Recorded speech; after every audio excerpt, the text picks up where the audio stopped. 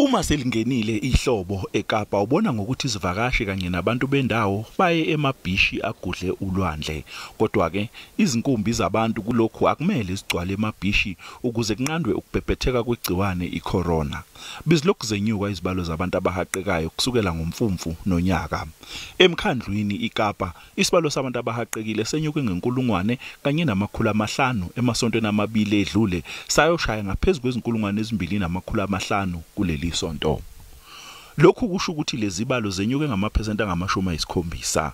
eCape Winelands nayo okuyindawo ethandwa kakhulu izivakashi khona isibalo senyuke ngamaphesenti angama-80 kuleli sonto eledlule. Tougher and stricter measures will definitely impact on the tourism sector this festive season, especially when it comes to places that usually draw larger crowds, whether it's beaches, restaurants, festivals, etc. And we remain concerned that some of these venues or locations could become super spreaders of the virus.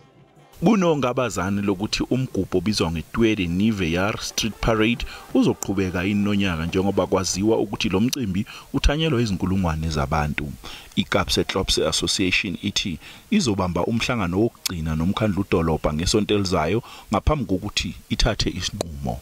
Cape Town Tourism is definitely appealing to its citizens, to its visitors, as well as to the industry, to make sure that we adhere to safety protocols of washing our hands, sanitizing regularly, wearing face masks when out in public. Lenhlangano ithi kudingeka ukuthi kusetshenziswane ukuze kwenziwe isiqiniseko sokuthi umphakathi, izivakashi kanye nemboni yezokuvakasha kuyavikeleka.